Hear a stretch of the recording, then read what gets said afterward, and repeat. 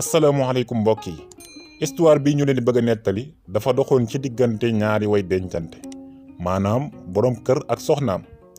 borom kër gi dañu woon soxna si suba damay invité sama waa kër sama baay sama yaay ak samay rak ndax gëj nañ fi lool te loolu gënul ndax toogandoo di lekk dafa baax lool ci njaboot moo tax warul di gëj a am ba tax na ma bëgg leen a invité suba ñu añee fi.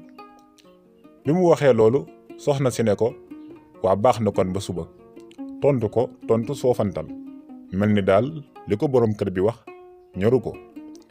bi ñu xëyee suba ba waxtu añ ji bëgg a jot borom kër bi ñëw ci soxna si ne ko foo toll ci añ bi sama waa kër yi nee nañ ma léegi fii ak benn waxtu rek dinañ agsi mbaa waajal nga leen bu baax.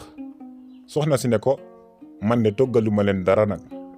borom kër bi ne ko luy loolu lan moo tax kan waxoo ma dara ma xam nu may def. soxna si ne ko sa waa kër yi duñu gan ci kër gi suñu ñëwee lu ñu fi fekk rek ma jox leen ko. jëkkër ji nag mer lool ci noonu mu daal di génn kër gi dem. ci kanam tuuti ñu fëgg buntu kër gi soxna si dem tijji yem ci waa këram baayam moom ci boppam moom soxna si ak yaayam ak i rakkam. ñu nuyoo dugg toog ñu ne ko waa ana sa borom kër mu ne leen daa génn. ñu ne ko xanaa soriwul kon ndax moom moo ñu invité. soxna si nag daal di jaaxle lool ndax moom xamul woon ni waa këram moom ci boppam ñooy ñëw ne kon mu waajal leen bu baax.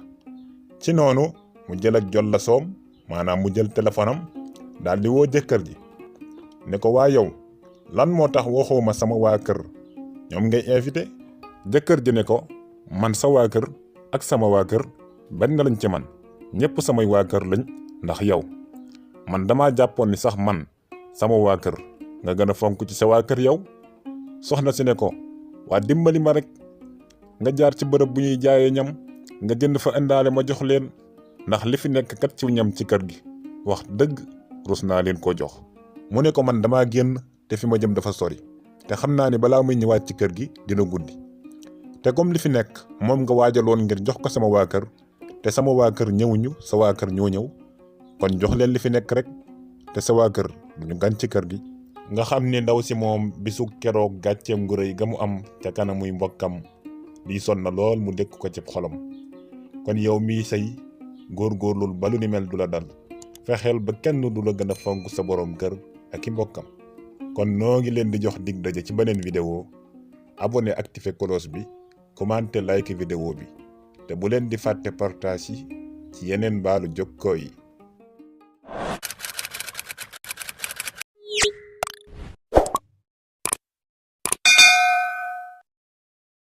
yegg si leen ak jàmm fii ci Touba service business chez Amdi Moustapha Cissé. waaw yéen ñiy faral di soxla ay accessoires électroniques informatique portable ordinateur réparation wala décodage da ngeen may fekk Touba service business. Touba service business dinañu jaay bépp accessoire bu jëm ci téléphone portable chargeur écouteur ba ci AirPod lépp lu jëm ci électronique wala informatique Touba service business la fekk baax. waaye dinañu jaay ay téléphone portable ci bépp marque ak bépp modèle yaay tànn ni nga ko bëggee ñu defal la ko ni mu la neexee ci ay njëg yu xéewal. Touba service business yemuñu foofu waaye dinañu jaay ay ordinateur ci marque boo bëgg waaye dinañu def réparation dinañu def tamit décodage. te nag li ci gën a neex mooy bu ngeen ñëwee Touba service business li ngeen fii fekk lépp day authentique. waaw suñuy marchandise lépp dañu koo saytu ba mu méngoo ak seeni bëgg-bëgg. jàppal adresse bu baax ba Touba service business ma nga nekk avenue Lamine Gueye angle Escarfé Dakar Sénégal. waaye foo mën a nekk ci biir réew mi nag te soxla Touba service business da ngay woote ci 77 527 21 37 wala nga woote ci 77 039 41 16 bés bu ngeen di wër lu baax garantie waaye ànd ak ay njëg yu xéewale ba ñëw Touba service business nag ci ngeen di xam ni ndekete àdduna moo baaxoo coow rek waaye ku wéet ku ne xam nga kalaman. kon nag bépp accessoire téléphone bu ngeen soxlaati wala téléphone portable ci boppam ci bépp marque wala ngeen soxla ordinateur wala réparation ba ci décodage da ngeen di waaxu ba Touba service business fekk fa Amdi Moustapha Cissé seen aajo daal di faju.